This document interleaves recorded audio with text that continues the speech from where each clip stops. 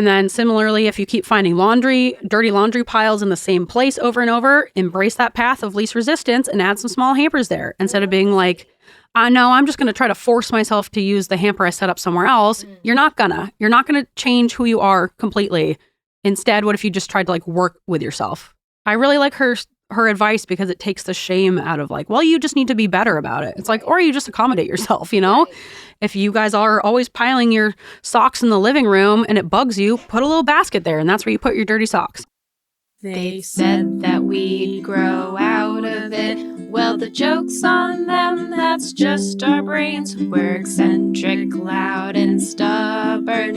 And most of our clothing is covered in stains. It's not a deficit of attention. There's just too much to think about. So if executive dysfunction becomes a little too much, if you forgot why you came in this room, or you're hypersensitive to touch, then put on your seamless socks and come join our little flock.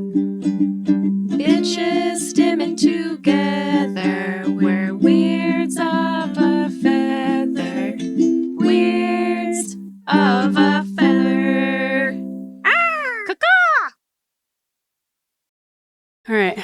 Pleather couch. We are sitting on a pleather couch. Squeaking and sliding on. I'm gonna need to get like grippies on my butt to stop from sliding. Yeah, just quite slippy. It's not a complaint. It's an observation. It's an observation. I am sliding around You're gonna a lot. slip onto the floor. I am. I might. Yeah, you need those little grippies. We'll put them on the couch or whatever, you know, hold you in place. Like little hooks or something. I could staple you in. You could. Get a little harness. This is leaps and bounds above the chair with the nail. The chair with the nail. Yeah. I just hammered that nail in and it took me 2 seconds and then it was fixed. So I've been saying that for years. I know. You could have done that at any point. I don't know where you keep your hammers. Yes, you do. I have a hammer out all the time when we were working on the pod loft. Yeah, in like different places. I come over, it's on the dining room table, it's in the office, it's in the living room. I never know where that hammer is. Your voice broken? Huh? Also, I didn't know it was a nail. I thought it was a screw. It was a nail. I knew it was a nail the whole time. How'd you know it was a nail? Because I felt it and I could tell. You could just... I moved that chair onto the front porch and I was like, oh, I could probably just hammer this nail in. And I got a hammer and I did. And I was like, boom, no more nail. Sticking up. If you don't solve your own problems, I don't know what to tell you. I just can't believe you just bloop. Yeah, it was really One simple. big swing. Yeah. Where are the chairs now? I got one. I sold one. I sold my big red one. Oh, someone took it? People were clamoring for it. Really? I listed it for like $30. Well, yeah. Probably could have gone higher because so many people wanted it. But I specifically wrote on the post that wildly uncomfortable. I said it's very lumpy. And I said what it lacks in comfort, it makes up for in style. I want to be very upfront that this is like mostly for aesthetics primarily. Creative Facebook post. Right? I've gotten pretty good at them. Right? I think if you can be creative about it, you get more buyers. Yeah. Yeah. I had a lot of them.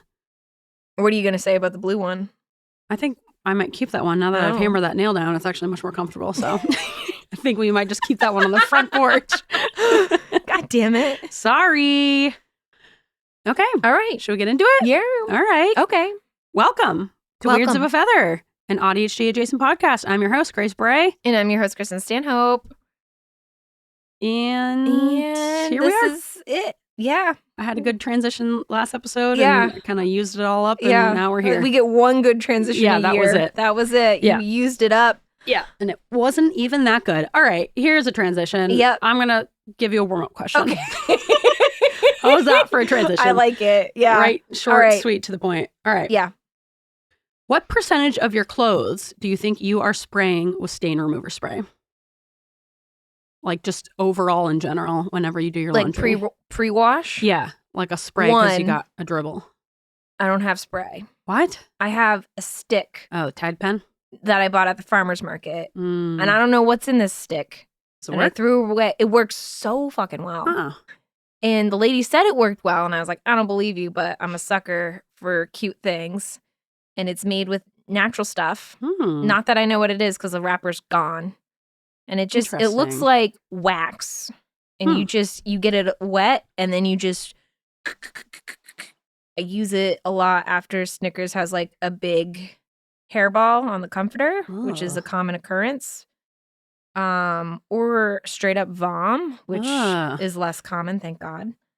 And, cat problems. I don't know. I don't have cats. But I think, how many times do I use my stick? Yes. Probably not for enough. your own clothes. I really put a lot of faith in my washing machine, and I really shouldn't because I usually have a lot of stains on my clothes. Yeah. Almost like you need some kind of stain remover pre-treat. I hate like the grease stains because if you don't get those out, they're set. They're done. You're supposed to use chalk for grease. Really? Yeah. Rub a little chalk on there. Oh. Because it like pulls it out. Yeah, the stick is supposed to be good for grease stains, but I think I never get to the grease in time. But you got to get to the grease in time. I'll try chalk. Or try OxyClean spray. That's what I have. Yeah, it works like a dream. Really? It'll take anything out. Yes. I'll have to big fan of the OxyClean. All right. We have just the like sprinkle stuff that I do. I usually put that also when Snickers has a big moment on the comforter. We wash our comforter a lot. Yeah, apparently. Yeah. Spray is nice because you can like spray it a bunch and then let it sit for a while and really soak it, you know? I'm spraying a good amount of my clothes. I would say, I mean, I wear a lot of dark colors. I think I'm probably maybe like every single wash, probably maybe like 5%. I'm spraying at least one item of something every single wash, like minimum, Really? I would say. Yeah. I think maybe if I had a spray, it'd be easier. Maybe I'm spraying anything. Like even spraying anything and everything? Well, just like if I have a thought that could stain, I got the spray right there and I got a ton of it. So I'm like, I might as well. I gotta get the spray. Yeah, you do. Because the stick works well, but it is kind of like you gotta go, like especially with the comforter stuff. Yeah. You have to go over to the sink and you have to get the spot wet first. And then you have to rub it. It works so well though. Yeah, but the spray does too, and it's easier, and you'll probably use it more often and use the stick for like smaller stains, you know? But like a cat balm, you're gonna want like a big spray. Yeah, that would be a lot easier. Yeah. I mean, I go over to the sink anyway to get the little giblets off, you know? Ugh. Well, it's, cats do what they gotta do. I don't know if giblets is the term, but... Well, sometimes she's an old lady, and sometimes she eats too fast, and it doesn't sit well. Got it. All right? We all have our moments. Right? That's what happens when you get older. Sometimes you got giblets. I think if I had more white clothing, like I think if most of my clothes weren't black, I'd be spraying like 50% of my stuff. You know, really? I gotta get the spray. I spill on my stuff on myself all the time. Yeah. And maybe part of it is like because I know I have the spray. Yeah. I'm more loosey goosey with it. So I'm like, I can take that with spray. So maybe it's a matter of like, maybe at some point it's bad for me to have such a safety net because then I'm a little sloppier. But I'm gonna be sloppy regardless. OxyClean, because you're very into like the naturally clean stuff. Well, it doesn't have artificial scents, which is really the big thing. Yeah. Like I can't have any artificial scents in laundry. And my mom buys the OxyClean spray. So if my mom, Suze? If it's good enough for Suze, it's good enough for me. Jeez. And it works like a dream. What do you use for laundry detergent? I use like natural laundry detergent, like, I don't know, 7th generation or whatever. I feel like it never works well enough. I think it works. I put a little white vinegar in there. Sometimes I'll put a little essential oils in there. No, you need no. Why? It'll clog up your washing machine. Sure. Don't. Sure. Okay. I just do like a couple little drops. No. Okay. No. Well, then I don't do that anymore. Do you do it not in the dryer too? No, right? Okay. No, never. No. And I don't use dryer sheets because those are bullshit and they make your towels less absorbent. Yeah, don't they leave like a film? It's like waxy. Yeah. Don't do You're not supposed to use those. We have wool dryer balls that we use regularly, and then we refined. But the cat loves them. Or cats love them. They're too big. They are too big. Balls too big. Big balls. All right. Let's get into those little accomplishments. Okay, shall we? Hey, I started the conversation, I guess. Yeah. This is a meaty episode, by the way. It's gonna meat. It's gonna be an AuDHD meat. Yeah. I'm taking the lead. And Grace is taking the lead. It's kind of a meaty AuDHD shmorg. I love it. Where I'm gonna do some things I've learned from a few different TikTokers. We love TikTok as a resource. Right? Yeah. I learn a lot from it, and so I wanted to share some little I'll tidbits. never give it up. I learned so much, but that it's also controls my life. Yeah, they're going to have to yank it out of my hands. Yeah. It really controls my life. It's become a problem. I can't stop. Can't stop, won't stop. But if I'm going to be on there, I might as well share some knowledge that I have picked up along the way with you guys. I'm excited to hear about it. Aren't as obsessed with TikTok as we are. Yeah, let us be obsessed. Yes, and we will pass that obsessed knowledge on to you. So you don't have to be obsessed. Yeah, we'll give you the Cliff Notes. Yeah. But first, let's do those little accomplishments. Year. Little accomplishments, but big in our hearts. Kristin, Eve, what'd you accomplish? I did car maintenance. Yeah, you did. Woo. 1, this morning, filled my car with gas. Nice. Important. 2, As we all know. over the weekend, got a new battery for my car. Nice. Because Thanksgiving morning, Christopher had to jump it. Ugh. He's like, actually, I've been meaning to tell you your battery's been dying for a while. I go, how do we know? He's like, it takes a while to like start up. And apparently, not great. That's a bad sign. I was like, that's just how it always does. He's like, yeah, it's been doing that. I was like, it always like starts up. It takes like a little bit. Yeah, because your battery's dying. Yeah, that's exactly what he said. Yeah, because your battery's dying. It shouldn't take that long. So now, it was a battery problem. You didn't just run out of gas? Yeah. Okay, So it was, we jumped it. I had plenty of gas. Good. At the time. And then we jumped it and it worked fine. But yeah, we did get a different battery. So now I got a 3-year warranty. Hell yeah. Right before the tariffs, too. That's a good idea. I figured, I was like, give me the big one. Yeah, stock up on your batteries now. Yep. Replace those batteries if you need them. And I guess Christopher was saying there's a place by our house that takes old batteries and will give you money for old batteries. And I was like, whoa. What a weird business model. But yeah, I don't know what they're doing with my old battery, but they can have it. Yeah. I don't even need money. They can just have it. I don't know how to get rid of it. Anyway, so I did that, and the weekend before, I got an oil change. Oh my God. Woo! I know. Like a brand new car. Basically, no, I still need to get an inspection, but well, at least I got You're on your way. I'm outdated for an inspection. Whoops. Because otherwise, if you went to get the inspection, they'd be like, first you have to have these things done. Well, they and then usually come do back, my right? oil change for me there because I go to the dealer to get my inspection, and then they find a bunch of things wrong. Because they also, like, it's an inspection, plus I have all-wheel drive, so you have to get your tires rotated. No, I don't know.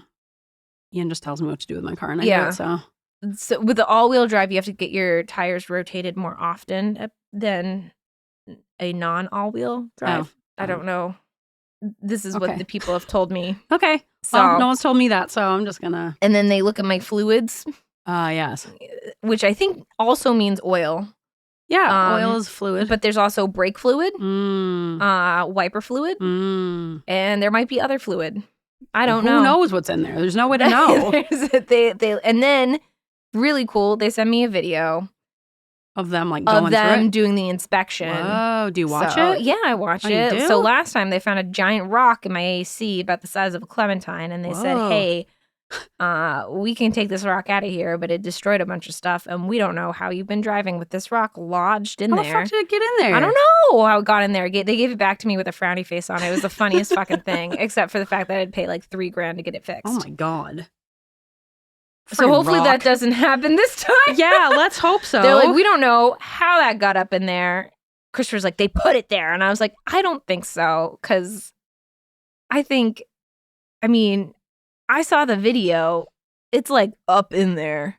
Yeah, that'd be a weird random. And the whole thing was like dented. I wish I saved the video. But yeah, I'll take a picture of the rock because I still have it. I think I put it by a plant. They put a rock they just left it in my car when they gave it back to me, but they drew a frowny face on it. It was really cute. Shame. Yeah. For shame. Well, they're like, we're really sorry that like right before the holidays we have to do this, but it's a big fucking rock. God. But yeah, I did a bunch of car maintenance, so hopefully I'll pass inspection and hopefully no rocks. Yeah, hopefully you're safe on the road. Here's hoping. Here is hoping. Yeah. Grace, what did you accomplish? I bullied you into putting up your smoke detectors.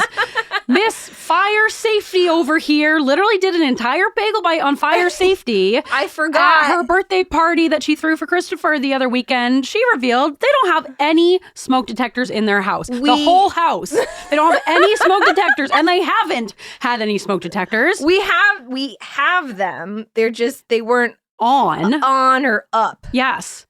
The whole time you've lived there, you haven't had smoke detectors? No, we had them. We took them down because we had... When? Tell me. It's been over a year. A year? Yeah. That's fucking insane. So... And I made a big deal out of it You because, did. of course. And you should have. No, like, if you're I right. can have smoke detectors, you should have smoke detectors, Yes. is how I kind of measure things for us. It's like, okay, if I can be responsible enough to do this, why haven't you? Well, our thing was we had to go out and get a new battery. Oh, well, and then, couldn't possibly do that. But the thing, and then we got a new one that was like the smoke carbon monoxide one. So we had it. We just didn't like install it because we're like, oh, we have to go get a battery for it. And funny thing is that it comes with a battery. Oh my God. All we had to do was like pull one of those little tabs. Oh my God.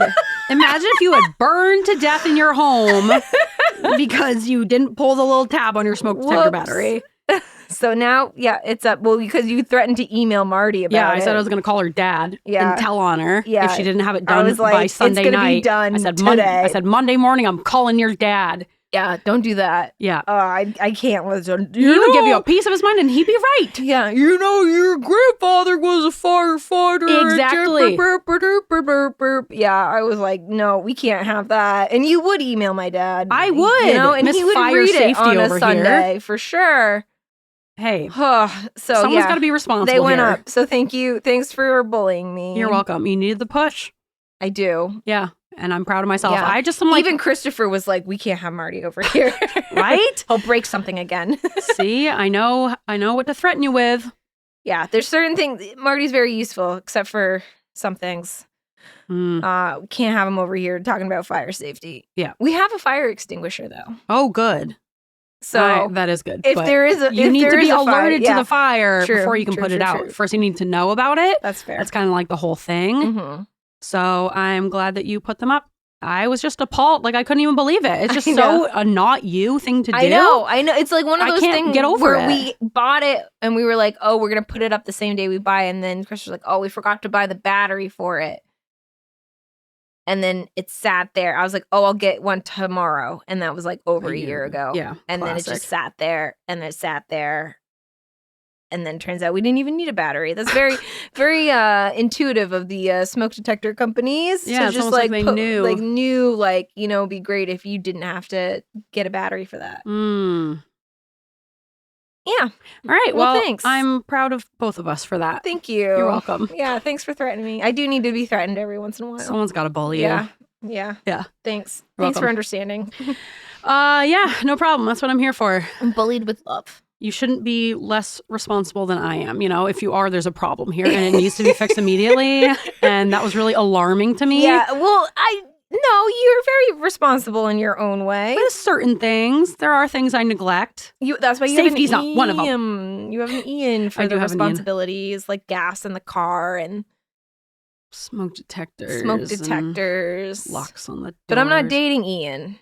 No. I'm dating Christopher. Yes, you need an Ian. So you guys need I'm supposed to be the Ian. I know. But I'm not as Ian as Ian. But I would expect you to be very Ian about smoke detectors. I would expect you to be like laying down the law, you know? Like that would be number one on your list. You're right. And in theory, and we did put one up like in the kitchen, and we really need to put one like technically it's supposed to be like in every bedroom. And yes. Don't say that in a mocky voice. It should be in every bedroom. In every bedroom. But it's like where we have it in the kitchen is so close to the bedroom. We do have another one we're going to put up in the bedroom. I hope so. We'll get there. Because that's where you're going to be. Step one. Most likely if there's a fire. You need to be alerted in the bedroom. We put one up. Okay. I want to see 2 by Christmas time. Okay. I'm calling your dad. I'm going to email him. Okay. All right. Deal. Okay. Let's get into this meat. It is the meat. It's meat. You're making it even stupider than it already is. It's meat. It's meat. And what is that meat? It's an AuDHD shmorg. I'm excited. I love a good shmorg, a little AuDHD charcuterie. Yeah. A little bit of everything on a nicely displayed wooden board. Right? Love it. Yeah. I've done one of these before, and I just always save so many TikToks that are, I have a WOF folder specifically on TikTok. Really? Yeah. You don't have a WOF folder? My TikTok is a mess. It's just... Yeah, you're probably not seeing anything educational. I save a lot of recipes. I save some crochet stuff. Nothing is organized. It's just kind of... I'm surprisingly very organized, and I have lots of good folders, and then it's really easy to just save things into the folders. That's really nice. I have no folders. That's chaos. And to me, I can't believe that. Yeah. I don't really go back to things often. See, I struggle going back to things, but if I save them to the WOF folder, then I don't have to like fully absorb it in the moment. I can save it for later and then go through the folder and kind of like I usually learn send all it these to things. the WOF TikTok for future me to look at later, And which you don't. I don't. So, All right, well, maybe I'll set you up with folders after this. yeah. Because Can you set the it's WOF nice. TikTok up with folders? Sure. Okay. Why don't we start with you first, though? You know, get you up with some folders, up and going. I have a recipes folder, so then I have all my recipes right in there. I don't have to like go through the whole page of just random saved videos, you know? They're in collections. But these are some videos, or this is some advice and information that I've taken from my collection of TikToks. So I'm going to share it. Let's do it. All right. The first TikTok I want to talk about is from an account at Divergent Coach Kelly. Nice. This is about ADHD and impulsive compliance. What does that mean? So, impulsive compliance refers to our tendency to reflexively agree to do something, even when it's in our best interest not to, like taking on an additional project at work, even though you're totally swamped already. Oh. And Kristin, this may or may not be directed at you, as well as with other listeners. What? I do this as well, but I think you do it to the maximum. Sure. I think your opinion. It's correct. Also, it's also fact. I think you have just regular compliance where you feel the need to like follow rules.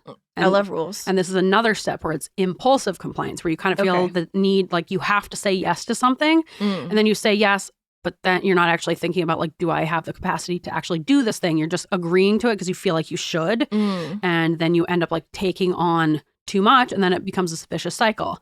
So she says in the video, this can happen because impulsivity is inherent in ADHD, and so it makes us feel like we have to provide an answer on the spot, so we agree without thinking through it. We might also agree to do something that's not in our best interest because of rejection sensitivity. So we'll be worried that we'll be judged if we don't say yes to it. So we're like so scared of that perceived or real rejection that we feel like we're obligated to just say yes to whatever anyone asks of us, like fucking Ella Enchanted, you know? She said, this can also stem from a lifetime of feeling inadequate or like you're underperforming.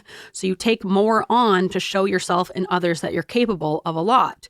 But then the problem is when we take on more than we can handle, we reinforce the self-belief that we're not capable or competent. And that's why it's always good to give yourself time to respond. So it's kind of like the self-fulfilling prophecy.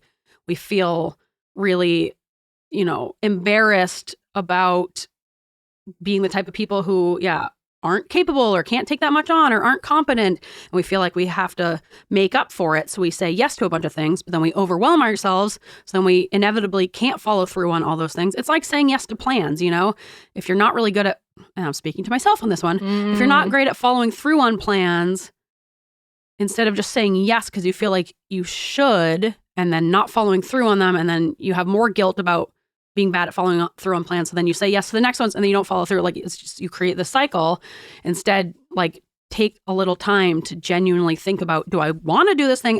Not just like in the moment, but on the day, picture yourself like on the day, waking up, will I actually feel like I want to do this thing? And can I follow through on it? And do I have like the capacity to do it, you know? Because and I fall into this trap all the time. I feel this impulsive need to say yes to things. So I'll just say yes, and then I'll end up canceling because in my mind, it's better to say the yes now, knowing I'm going to cancel later. But like, actually, it'd be better to just say no now. And then, because then I'm just kicking the can down the road for myself, you know? It's like now I'm stressing because I'm going to have to come up with some excuse or I'm going to have to make myself go and I really don't want to or whatever, you know? So I think, and she made a good point that like that rejection sensitivity is definitely part of it too. Right. Where you feel like you don't have the room to say no. Right. Because you don't want to like disappoint someone. But then you end up saying yes and not following through and disappointing them anyways. Right. So like, but just usually via text and not in person. Yeah. So it's kind of like, you know, being like, trying to protect yourself, but just putting yourself in another bad situation, like a little bit down the road. Yeah. It sucks for future you. Yeah. But current me is like super happy about it. Yeah. Because it's like, yes, I'm going to get the credit for doing this thing, but I know that future me is not actually going to do it. So yeah, she just in this TikTok just has a good reminder about like allowing yourself to take a little time before responding. You don't need to give anyone an answer right in the moment. You can just say, I need to check my schedule. I'll get back to you tomorrow, whatever, of like, oh yeah, let me look at that and I'll get back to you. Like just give yourself, and maybe you do think it through and you do end up saying yes. But when you give yourself a little time to think it through first, you know that yes is a genuine yes, not just like this need to people please or whatever. Yeah. So I thought that was really good advice. We deal with the mild discomfort of saying like, can I get back to you about that? And then we save ourselves a lot of trouble down the road, because we're putting our full heart into our yes and our full heart into our no. Yeah. Yeah. I think people appreciate that when... Yes. Because it's annoying when someone that just says yes to things and they don't actually follow through on things. We know a person like that. Gracie. Yes. I was thinking of Lily as well. Oh. Sister Lily. Because I think when we as in Christopher and I make plans that include particular people who tend to do that, we almost have to come up with like, because I don't like changes in plans. I get really upset about it. And so now, because this happens so often, we almost have to make a backup plan to the original plan. Yes. And like go from there. It's just like, it's so frustrating, but I just wish you would just say no. Yeah. If you're not going to go, just say no. Yeah. But it's that people pleasing. It's the people pleasing, and I want to be like understanding, but at the same time, it's like my worst trait about me is like I cannot have a change of plans all of a sudden. It's like something that I just can't get over. I get very upset about it. Yes, you do. I become a person that I don't like. I wish I was like a go with the flow. Like, yeah, everything's cool. It's fine, but I'm not fine. You're the opposite of that. I'm the opposite of fine. And I always will be. Yeah. Even though I try to work on it and we try to, have some mindfulness and put yourself in the other person's shoes. I think having a backup plan is a good strategy for that. Yeah. I feel bad saying this, but for some people, you're going to bleep her name out, right? Sure. Not that she listens anyway. Yeah. Is it Gracie? Yeah. Oh, yeah. She doesn't listen. We can say her name. I expect her to bail. Same. Every time. Every time. And then you're pleasantly surprised when she doesn't, Yeah. Isn't that nice? That's how I look at it. Whenever she does show up, I'm like, oh, look at you following through. I know. I'm not good at following through. She's like so much worse than me. So much worse. And haven't I done a good job the last however many months showing up to things? Yeah. Party. I showed up early to help you with the Halloween party. Yeah. I'm pleasantly surprised about that. I was only 10 minutes late to the Christopher's birthday party. That's fantastic. Right? Yeah. For me, pretty good. That's pretty good. Yeah. And I was a little nervous about that because people were dropping like flies that day. I know. I stood strong. I was really, really excited about that because I was a little bit nervous because I'm like, if we have a couple more dropouts, we can't do this. Yeah. I think it worked out perfectly. Yeah. And no, it went for the better. But yeah, it's hard when you know someone is the type to kind of cancel things, but then they're saying like, yes, and now I want to do that. But it's like, we both know you don't. So just tell me the truth. You're going to cancel. And they're like, no, I do. I'm like, you're like, I think we need to call her out more. Yes. I think we have been enabling and compliant with her bullshit. I'm calling it bullshit. And I think we need to be meaner to her. I think we need to call her out. Meaner. Yeah. I think we got to call her out. And maybe that's just the wrong way to handle it. Let me know, listeners, if that's not okay. Yeah. She doesn't listen to this podcast anyway. Yeah, she doesn't listen to this podcast anyway. So if you have a friend who consistently bails on plans, how are you handling this situation? Yeah. What are we doing here? Should you call him out first thing, being like, I'm going to expect you not to come? Yeah, I think, because I was going to say, if we just try to bully her into coming, it'll just make her not want to come even more. Like, I think she might have PDA type of autism where like she doesn't want to do things that you're explicitly telling her to do. So I think we need to reverse psychology, make a big deal of it. If she really doesn't want to come, then say no. Say no. But that's the thing. Yeah. She won't just say no. It's important to be able to say no to your friends, you know? Gotta say no. That's why we're friends. You can call me an asshole. Yes, don't be like polite to me, don't you know? be polite. Don't use that polite tone with me. Yeah. Like Right? friends who come over and they don't just like go in the fridge and help themselves. I'm like, what am I gonna have to like fucking serve you? Yeah. You know, I don't want to have to like guess your every need. Yeah, get your own napkin. At some point, you're being rude. You know? Yeah, get your own napkin. Make Yeah, yourself at home. Yeah, exactly. Please. Yes. Christ. I agree. All right. And that's something that I have been working on myself these last few years of like not just doing the compulsive yes, but truly really thinking about. And I feel like I've gotten pretty good at saying no to things, you know? Like Ian will say yes to certain things where I'm like, I'm straight up saying from right now, the moment we were invited, I don't want to do that. And he'll say yes to it like a family thing. Yeah. He'll like go, you know, driving to Vermont for a cousin's wedding. I'm like, I just know when the day comes, I'm not going to want to do that. So I'm going to say no now. He'll say yes to it. And then the day will come and I'll be like, I'm like, sorry, pal. You said yes. I said no. I'm scot-free. So I feel like the more you do it, the more you realize like, yeah, it's okay to say no. And if it's not okay to say no to people asking you to hang out, like, are they really genuinely your friends? You know, Right. You should be allowed to say no. It's just the problem of like saying yes and then blowing people off that people don't like. So work on confidently saying no. Yeah. And you and I together need to work on bullying our friend. Yeah, that's our goal. We got to call her out on her shit. More bullying. Yeah. Just like I bullied you into having a fire alarm. This is a pro-bullying podcast. Yeah, we are in favor of bullying and we say do it more. Yep. Yeah. Let's go. Yep. I'm going to call her right now. Do it. Call her up. Hey. Cue the music. All right. Interesting. Yeah. All right, my next shmorg. Okay. Next little bit. Let's go. This is more from shmorg. More shmorg. This is from a TikTok at Sylvia Grace. Ooh. I don't know if that's like Sylvia in Cilia in a Norwegian language where they maybe it's like they a call new the spin W a on V. cilia, you know, like those little micro extensions in like your ear and in your gut. Cilia. Yeah. Like cilium. Yes. Maybe it she's like is. a big fan of that. And then her name's Grace. I think and she's like, what if I spelled it creatively? Like how some people spell Kaylee weird. Yeah. Yeah. I think you're really reaching there, but you never know. That could be true, It could be. So I really liked this TikTok. It's not like specifically about ADHD and autism, but it kind of is. It's essentially like talking about our need as humans to create things. And she's talking about how like, you know, every human has this innate desire or ability to be creative and create things and problem solve. And especially with neurodivergent people, we have like these really highly creative brains. Mm-hmm. And when you are not creating, it becomes really detrimental to your mental, emotional, physical, and spiritual health.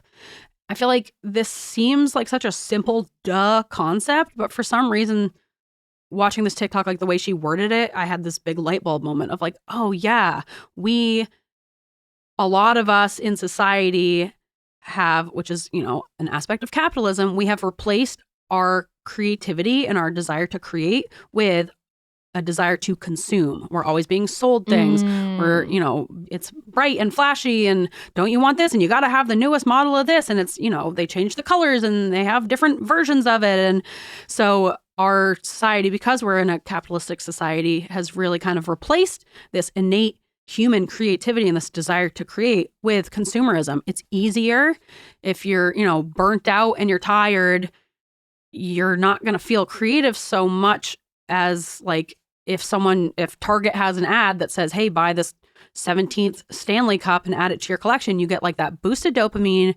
You kind of, it's like a cheap version of it, but you do kind of feel like in a way you've been creative, I guess. I especially think of it with like the people who collect 1 million Stanley Cups and they have every single color and they put them on their walls. It's like, or what if you just like made art, you know? Yeah. Like what if you just did art? I mean, I don't want to knock anybody if they have a collection. No, but I don't think there's anything wrong with like collecting in general. I think collecting can be its own art form. It's just like when people replace creativity with just like buying things that someone else was kind of creative with. I don't know. I just think we're supplementing this need and it's not really being fulfilled. And so we're just always trying to fill it. But it's like consumerism is like the empty calories version of it, you know, where you kind of get a little boost, but you're still not really satisfying it. So you're just going to like continue to seek and seek and seek. Yeah. The also thing with collection is it never stops. You know, there's no end to it where you can end an art project, you know? Yeah, exactly. So it kind of is, if you're like collecting in the form of buying things, yeah, that's never going to be fulfilled. You're always going to have more things to collect. Can I say something Please. about collections? Yeah. I don't want to knock anybody who has collections. But you're gonna? A little bit, because I feel like, when does it become hoarding, first of all? Yes. And then also, I think half of it is, it's an easy out for gifts. People are like, oh, this person collects clowns. Here's a fucking clown. Boom. Every year. Done. Every year. If I have a collection, I want to pick out my own things. Yeah. I want to cater my own collection. Don't buy clowns for my clown collection. I will buy my own clowns for my own clown collection. And I feel like that's the real draw, to me at least, for collecting, is like the hunt of finding this thing. Like, I think. Yeah, it's like an outing. Like, for a present, maybe we can go, how about it goes, here's, $25. We're going to go to a store together. Clown store. You find the clown. Yeah. I'm just here to supply the clown. Yes. But you can be the, what's the word called? Where you're not consumer, but the conveyor. Almost like conveyor. Procurer of clowns. Yeah, the procurer of clowns.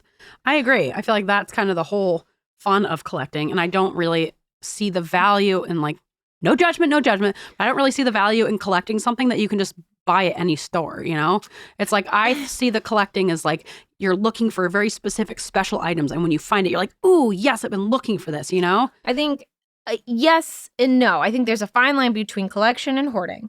I think that people who have collections really love their collections. Almost all consuming sometimes. Crazy. Yes. But, and that's them, and that's sure and fine.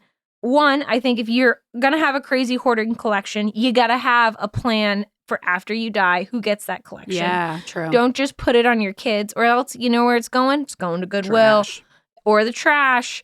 So I think having some, anyway, I think we're going to get a lot of hate from, I think it's great to have collections of things, whether that's something like the Starbucks mugs that you get at any Starbucks store, or something weird like a niche type of clown, whatever. But one, have a backup plan. Where's that collection going? Two, I do think personally, for me, I would much rather create something than collect something. Yes. For me personally. I agree. And I think every human would find a lot more satisfaction in creating as opposed to consuming, but we live in such a consumerism world that, and because of capitalism, everyone's just so exhausted, and it's easier to consume. Yeah, you spend all your time making money. It's like, okay, I want to get a little blip of joy from spending that money that I just fucking worked so hard at, but then we continue this cycle of, so I think, thinking of that desire to consume as just like misplaced creative energy is a really good way to think of it, and slowly start to like rework how you think of like the best way to satisfy that craving, essentially, instead of looking at it as like, oh, I can't stop spending my money on things, kind of just at least starting to recognize it as it is kind of this creative energy. You have this desire to collect something or purchase something because it looks pretty, or you like the way it looks, or whatever, like you just feel like you have to have it. I think there are a lot of creative outlets where we could get some of that. And I'm not saying this is going to cure the ADHD shopping addiction, because I create all the time and I still want to buy things. Yeah. So I'm not saying this is like a cure, but I think the more we can kind of channel that consumerism energy into our creativity, the more fulfilled we will be, and the more of an outlet we'll have for that energy. So she essentially goes on to say, when I started to create in my life and finally make the shift of creating more than I consume, my entire life changed. Essentially, like, consuming is made to be super flashy to try to get us to be complacent and avoidant in our lives. We're just kind of like spending money to try to fulfill this missing piece of ourselves. She says, but as humans, we're instinctually creative, especially for ADHD and autistic people. Our brains need to solve problems. And if you're sitting doing nothing all day and just constantly consuming information, you're not solving problems. So your mind starts to create problems. And then you start stressing about these small things in order to satisfy that problem-solving part of your brain, which totally makes sense, that especially with the autistic brain and the ADHD brain, but like the autistic brain especially is just like always to the point where it can be all-consuming and very problematic, where we have this need to solve problems. It totally makes sense that if you don't have these natural creative problems, your brain is going to get that satisfaction somehow. It's going to create new problems to worry about. So, but when you learn how to get out of that loop and put time and energy and intention into creating things from your inner world, that can really change things. Give yourself like actual real world challenges in the form of creativity to like give your brain something to solve. She says it's like a creative energy that's trapped inside. So if you feel creative inside, even if you haven't had practice or you think you're not creative, you out there, if you're listening, if you're like, well, I'm not creative. No, stop that. You are creative. Inherently as a human, you are creative and you have this innate desire and ability to create. That doesn't mean you have to make, this amazing thing that everyone's going to want to rush out and buy. Bad at being creative, but it still means you're creative. Exactly. Creativity doesn't mean you have to like make something super artful. But I also feel like a lot of times with AuDHD, you yourself, even if it's like your first time ever doing something, if it's not perfect, you don't want to do it. Yes. Unless it's and I perfect understand that. And you have that big block. And that's okay. But wouldn't it be nice to just move past that? Yeah, because part of that is like that perfectionism. And if you can't even be bad at something in front of yourself, you're never going to be brave enough to be bad in front of other people. So even things like just doing little doodles or whatever. Yeah. Getting one of those coloring books or whatever. I don't like those because it's too many little squares to color in. But like even just, that might be good for someone else. Yeah. Who like really loves attention to detail. Yeah. Or if you're autistic and you like having rules to your art, get one of those coloring books. There's art creative field for everyone. Yes. And what's not great for us is probably great for someone else. Yeah. Like maybe you don't like having zero structure and you would rather have a lot of structure built in. Yeah. That's creative too, writing a short story. Like we just wrote our stupid fucking horse train meet cute stories. That is creativity, You don't have to even share it with anyone. You can just write your own like insane, silly little story. Right. And also like creating could be lots of things, like making a new recipe is creating something. Yeah. Or like following a new recipe, you're still creating something. Gardening, you're creating life from whether you go seeds or seedlings or whatever. You're creating it. I think there's an adventure for everybody out there, and I think that's like part of our hobby collectors is why we do that, is because we do need to create, and that drive for a hobby or trying something new. Yeah, it's nice. Yeah, it's really important. And like I did want to mention that, of course, it's not as simple as like, well, just I know you're overwhelmed and stressed with life, but just get out there and do some finger painting. Yeah, like I fully acknowledge that. When you are dysregulated, when you are in fight or flight, if your nervous system is dysregulated, you're really not going to be in that creative headspace, like because your body's just focused on surviving. So part of it is also, working on self-regulation, and it can be kind of like the cycle where you try to incorporate a little creativity into your life, do a little doodle or whatever that might help to bring you back down into your body, especially if it's something that's like very physical art, and then you can kind of like calm down your nervous system a little, maybe feel a little more creative, and then boom, boom, boom, but obviously it's going to be challenging for people, especially who are like in these high states of constant fight or flight. So, focus on yourself and your safety and your nervous system first and foremost. Also, there's a time and a place for retail therapy. Yeah. Sometimes you're just going through it. Oh, I am not anti-retail therapy, trust me. If you're going through it and you're like, I need this Stanley Cup, and I know I have 4 at home. Yeah. Whatever.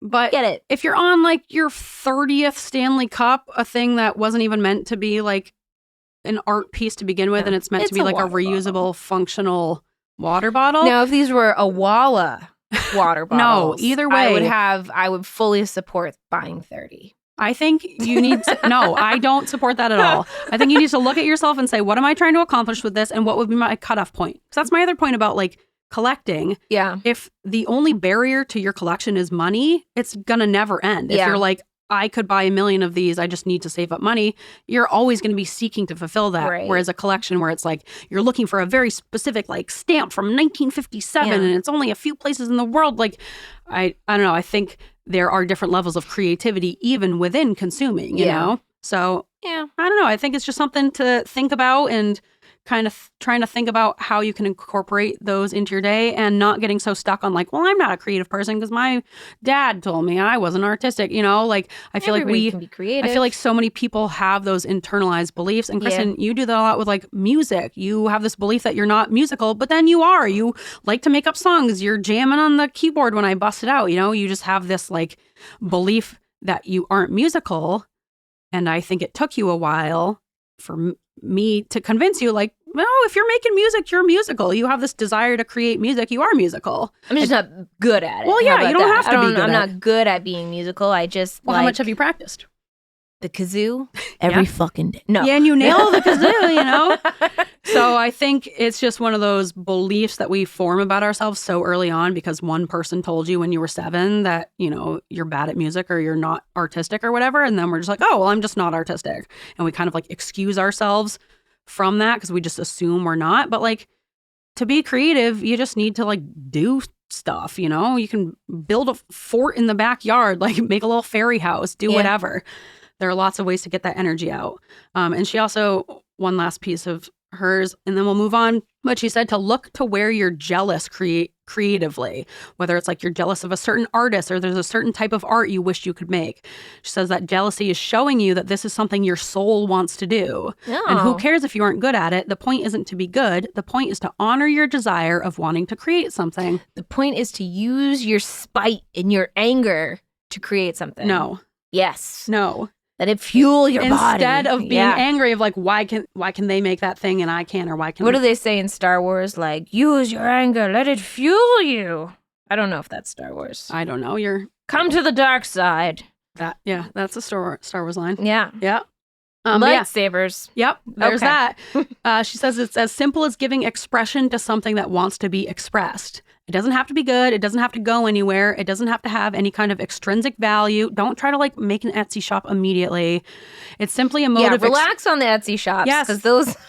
because then it's just a product of capitalism, you know? And I know we all need money and you could use a side hustle, but like that will kill your creativity so fast. And like the second creative is more important. Mandatory. Yes, it'll ruin it because then it's an assignment. That's another thing about especially creativity. if you're like borderline PDA. Yes. Yep. Because now it's a demand and now you don't want to do it. And and that's what I did with my needlepoint. It totally killed it for me the second I started selling them because then I had to do it. And then I was like, I don't want to do it. And then I didn't. And I stopped and I haven't picked it up since. So we got to get back in there. I know it's very tempting and people are going to tell you, hey, you could sell those. But say, no. Deprogram yourself from your capitalistic mindset, And if you do go on to sell them, great. But like, don't let that be step one, especially if you're like just getting into being creative. Just do it for yourself, Think of it like go back to what you liked doing when you were a little kid, Truly like bust out the finger paint, get some Play-Doh, like make an obstacle course. I don't know, anything. Yeah. I saw a TikTok where a lady said, she used to be a professional crafter. She had all these crafts. And she'd always hop from like craft to craft to craft, but she did have like an Etsy shop. She went to the fair. She was a vendor. She was like one of those people. She's like, every time I would start a new craft, I'd get really good at it and I'd start selling it. It would instantly kill that. So now she goes, I don't like my job, but it's a job. I go to my job, I work, and it's a means to get money so I can do my crafts for me. And she's like, and I thought that was pretty true. I mean, the second becomes a requirement, then it doesn't really become fun. But that doesn't mean that's for everybody. Some people, it is a means to, and that's why we have craft fairs because people do that. So I just want to be weary of like, I'm going to sell these and, quit my job and start an Etsy shop and all this stuff. I think it's a creativity killer because it's capitalism. And it all goes back to capitalism. Capitalism is a creativity killer, So, I would say try to, I don't know, and even making it for gifts. Like truly, if you're just dipping your toes into being creative and you've like never really branched out and tried anything before, don't even focus on giving them as gifts. You don't have to show them to anyone. Literally just like make them for yourself. For you. You can show them after you're done. Like, look at this thing I made for me. Yes. But making them for gifts, even that will make it into a job. And now it's like a big task you have to get done. And now you're just like a manufacturing plant. And you're just trying to bust these things out. When the whole point was to be creative, Yeah. So, I think that was just a really good way of kind of reframing that desire to consume as this like misplaced creative energy. As we're heading into the consumer season. Yes. Yeah. And yeah, okay, I got one more for us. All right. This last main one that I have is about home organization and desire paths. Ooh. This is also advice that, seems pretty basic, and I'm sure people have heard this repeated in a few different places, but I just think it's an important reminder, and it's something I'm working on doing for myself, and I just like the way this TikTok worded it. So this is from an account at Jenny for Your Thoughts. That's really Love funny. A pun. I like it. Right? I like her already. And she has a series on living smarter, not harder, and so her advice is like specifically for ADHDers. Biohack your way. No, Okay. It's not biohacking. Okay. It's just like basic aspects of keeping your home. But it's essentially the advice of like leaning into your natural patterns as ADHDers instead of trying to create a system where you'll magically be a whole different person in order to like participate in the system. I see. Which I think like is helpful this. advice because I feel like there's so much out there where it's, like ideally, yes, I would be a different person. The system would work for me, but for sure. it's not going to happen. Like so a planner. Yeah, It's not I like the idea. Yeah. It's never going to happen for me. No. So I like the type of advice that's like, look at what you naturally do already and accommodate yourself within those patterns. So she talks about like, what if you aren't lazy when it comes to home clutter? Like you're the type of person, clutter bugs, me included. Clutter bug. I am a clutter bug. Like it sounds a lot cuter than messy. Yeah. And she says, what if you aren't lazy? You're just efficient and your home isn't keeping up. Isn't that a fun Wouldn't that reframe? be nice if that were true? And that is true. And that's what we're going with. Okay. So in this TikTok, she talks about desire paths. Okay. Which like in design is when you see a path like across campus that's created by I by watched a feet. TikTok on that. Yeah, because humans will always find the most efficient way to do stuff. So if the Yeah. path is like zigging and zagging, people are going to make a footpath that just goes straight across. Yeah. Yeah, so they're called desire paths. And it's when trails form when walkways aren't providing us with the most direct route. And essentially, this is what we're looking for in the home. Where are we putting, where are our desire paths when it comes to clutter? Yeah. Where are we putting things down? Where are we leaving piles of laundry? Where just like little pieces of trash accumulate? So looking at those desire paths through your house and just accommodating those patterns that you're already going through. So she talks about like find the areas where trash or recycling piles up and add small waste bins so you can clean up on the spot. Even like she had these cute little, and yes, this would be buying things, but ultimately it's helping you get organized. So like whatever. But she has like those cute little mini countertop waste bins that are just like a tiny little cube. Just for, because it seems so little, but those little pieces of trash are like you take the wrapping off of something or you take the cotton balls out of the pills or whatever. And then those just kind of end up like laying around because they're so little that you don't always think to like take care of them right away. So just having like tiny little waste bins, even if you have 10 of them around the house, just having these tiny little bins on countertops or underneath the table or whatever, where you can just toss the trash into is a really good idea. So I think I'm going to get some of those, the like tiny little boxes for countertops. Yeah, that's a great idea. Because I always have that kind of trash that's just like, I can't be bothered, but then it bugs me whenever I see it. Yeah. It's like, I wish I had a tiny little trash can for that. Maybe I should get them for our basement. We Right? tend to do that because the trash is upstairs. Yes. Yeah, that would be a perfect That would be place. perfect. Like a little tiny waste bin. Yep. And you could just put them, you could have one in every single room because you kind of make trash for the most part in most rooms. So instead of like making it a big thing of I have to clean up all this trash and take it to the big trash can, have a bunch of tiny little bins around the house, And then similarly, if you keep finding dirty laundry piles in the same place over and over, embrace that path of least resistance and add some small hampers there. Instead of being like, I know I'm just going to try to force myself to use the hamper I set up somewhere else. You're not gonna change who you are completely. Instead, what if you just tried to like work with yourself?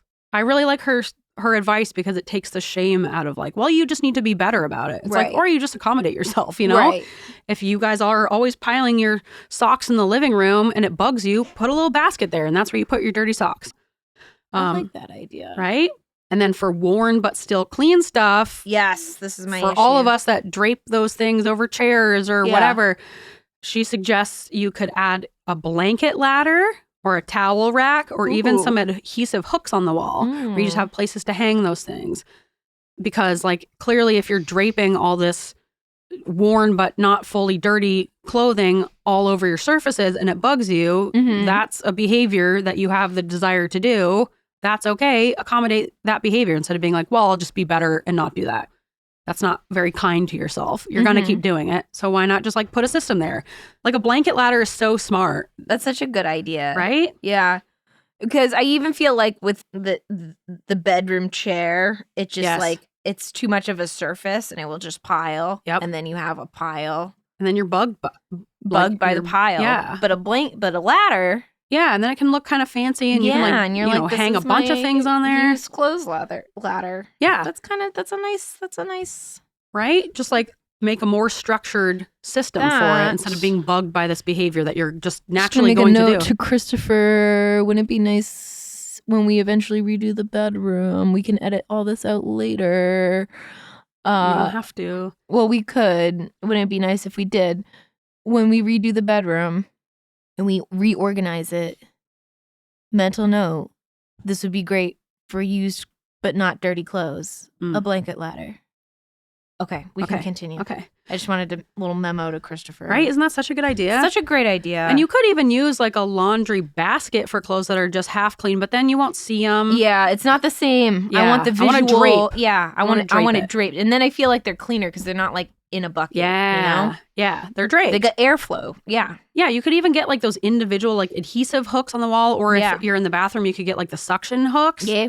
Like if you don't have enough towel space, or you always kind of like leave your sweatshirts on the floor in the bathroom. Yeah. Put up like little individual hooks.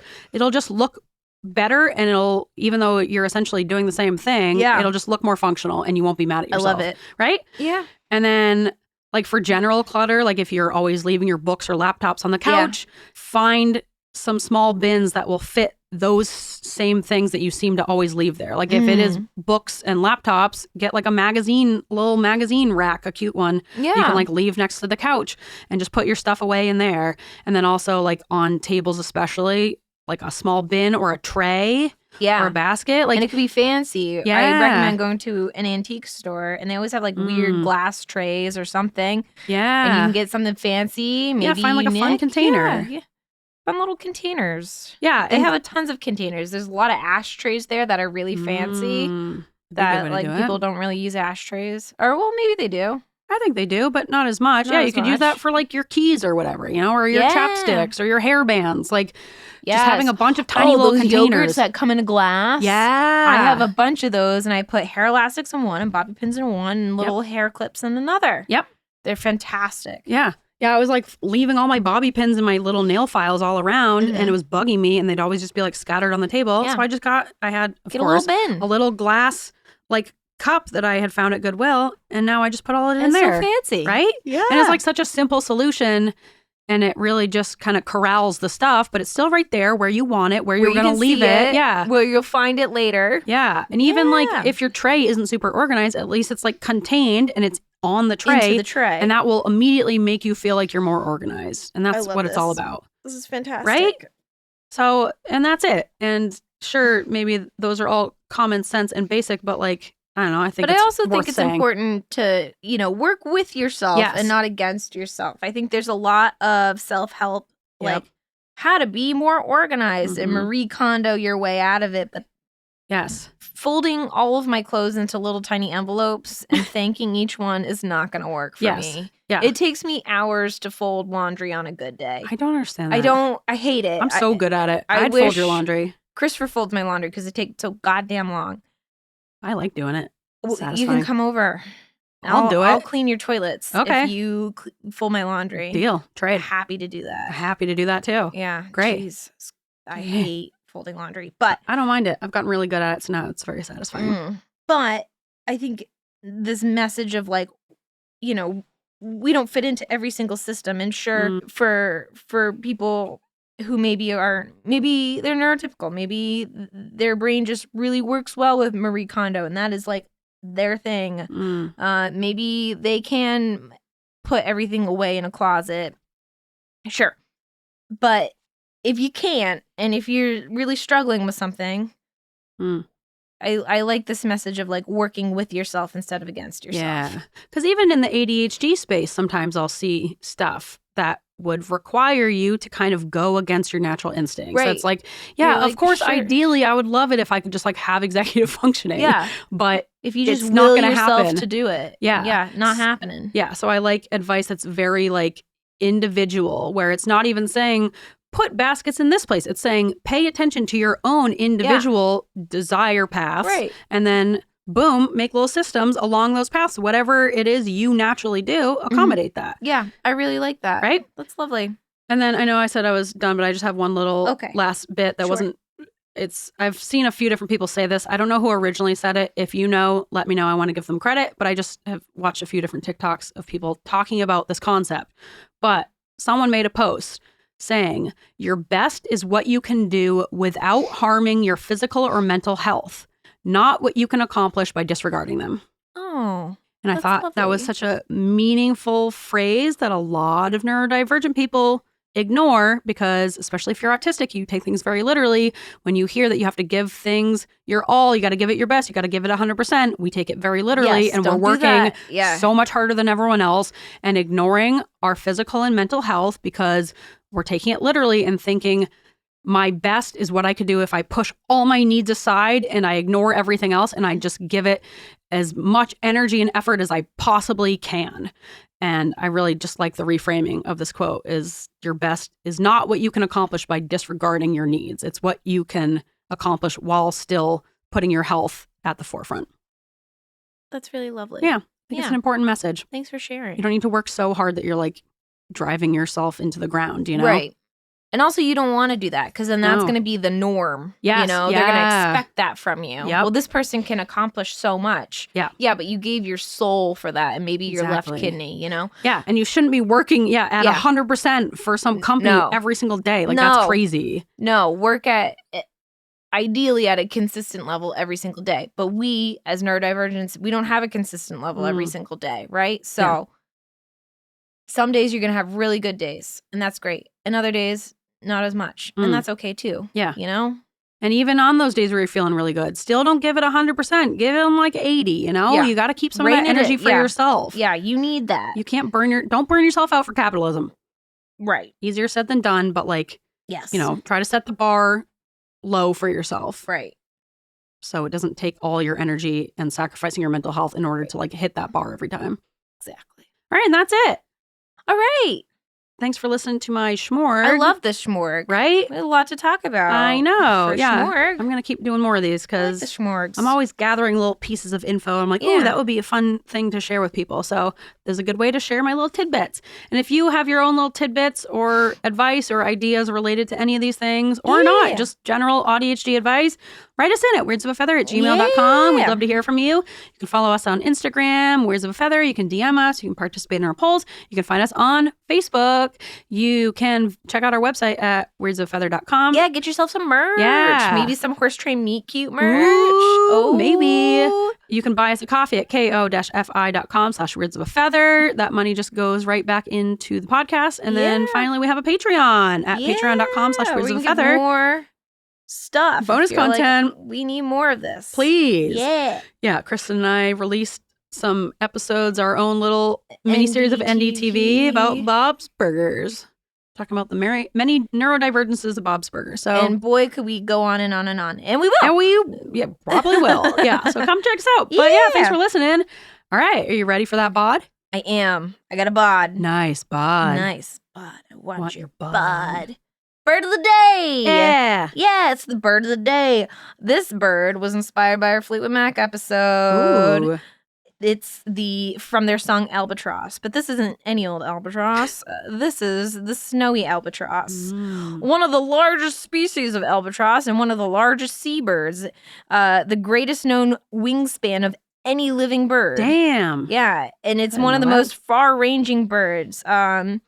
Some individual snowy albatrosses.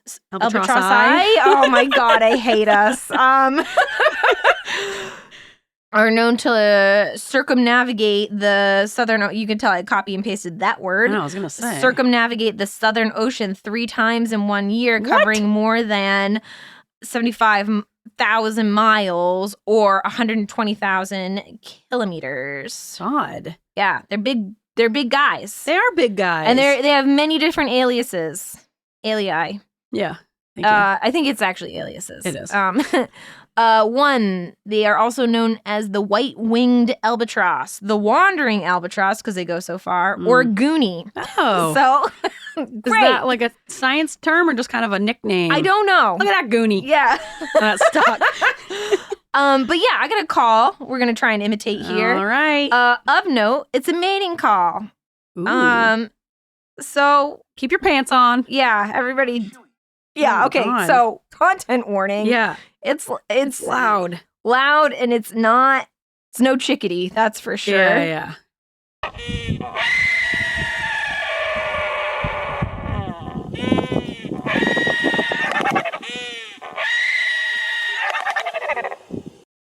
All right.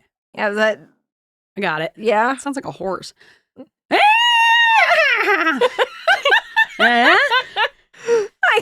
Pretty good. You nailed it. Oh my god. She likes it. I gotta listen again. Hold on.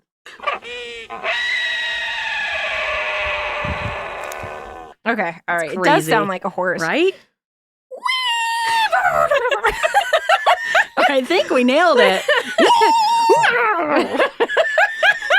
It is alarming. Really good stuff. Really, really good. I think we got it. Oh man. It's like a horse Nailed it, whinny. yeah. I was looking up the difference between a neigh and a whinny. God, I learned a lot. A whinny is for the foals. It's normally the call is a bit higher pitched than a regular Oh. neigh. It's called a whinny. Okay. Yeah, just so you know. And then a neigh is just a regular horse It's a little call. deeper, yeah. Yeah, But okay. the whinny is primarily for like Maybe we should do younger horse horses. of the day for a while. Hod? I feel like there's not that many different types of horse calls. Oh, first of all, I don't know, but there's a lot of different types of horses, though. There are. I looked into quite a few, Yeah, oh yeah. and there's many. Yeah. There's not that many different types of horse vocalizations, though. I was looking it up. They Oh, got really? like a chomp. They've got the whinny. They've got the neigh. They've got like a sigh. There's not. But do different horse breeds sound different? Horse people of Wof, Yeah. let us know. Yeah. Do different horse breeds sound different?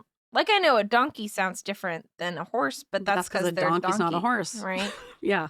Yeah. I don't know. I don't think they're that different from breed to breed, but I could be totally wrong here and we could get a heated letter and Yeah. bring it on, Yeah. Let us know. Let us know. I'd love to know that. It's something I probably could look up, but Nah, this is easier this is for us. yeah. Yeah. I'll leave it up to the listeners. Yeah. Let us know. Yeah. Do horses sound different based on breed? Yeah. And how different? Yeah, 'Cause I because feel like- dogs sound different based on breed, kind of. Yeah, but not that different. Like if we Like a did Chihuahua sounds different than a Great Dane. Yes. But that's just a size thing. Exactly. Like if we did a Dodd, it would just be, different, either lower or higher pitched barks, We you know? we have to now. Dodd, it's just all going to be barking. It's just gonna be of different bark. I pitches. think we need Whereas- a hod. We need a Dodd. Yeah. What else? Maybe a cod. Cats. Maybe. Yeah? It's all going to be pretty similar. The thing about birds is like their calls are Are wildly way- different. yeah. Horses and dogs and cats Lots of are all... vocalizations. Well, we'll look into it. Yeah. We'll think about it. Yeah, maybe we'll have different odds. Yeah. Mhm. Anyway. Really got sidetracked there. Nice.